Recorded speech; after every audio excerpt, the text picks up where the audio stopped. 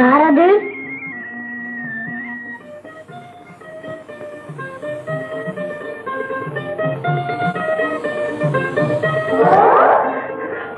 யாரம்மா இது? இன்னும் தெரியலையா?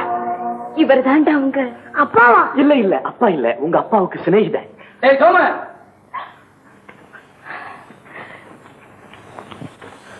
உன்னை எங்கடா போய் தேடுறது? கொஞ்சம் மெல்ல பேசுங்க ஐயா. வாங்க வெளியே வாங்க. ஏமா இவர் திருடுவாரா? போலீஸ்காரங்க வந்துட்டு போறாங்க. பாத்துட்டு போறாங்க. தெரிஞ்சவங்களா? சரி சோறு போடவாமா. நீ போய் முகத்தை கழுவிட்டு வா. சரிம்மா. இந்த வீட்டுக்கு வந்துட்டியா நீ?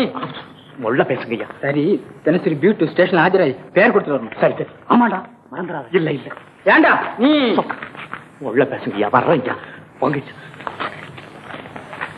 என்னதான்?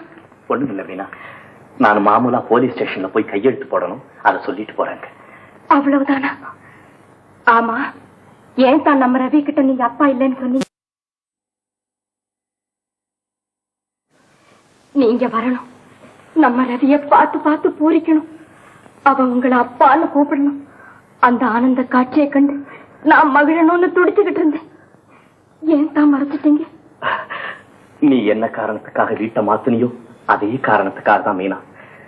என்னைக்கு அவன் என்ன அப்பான்னு தெரிஞ்சுக்கிறதுல பெருமைப்படுறானோ அன்னைக்கு தான் நான் அவனுக்கு அப்பான்னு தெரியணும். அந்த காலம் சீக்கிரம் வரும். அது வரைக்கும் கொஞ்சம் பொறுத்துரு மீனா.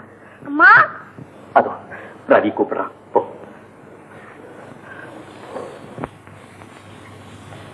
ரவி, இந்தா பாருடா கண்ணு, இவரு ரொம்ப நல்லவரு, நம்ம கூடவே இருக்க போறாரு. இவர்கிட்ட நீ ரொம்ப பிரியமா மரியாதையா நடந்துக்கணும். இவரியாமா நம்ம கூட இருக்கணும். உங்க அப்பா சொல்லி அனுப்பிச்சிருக்காருடா. அப்பாவா? மாமா, எனக்கு ஒரு யோசனை வருதுமா. என்னடா கண்ணு?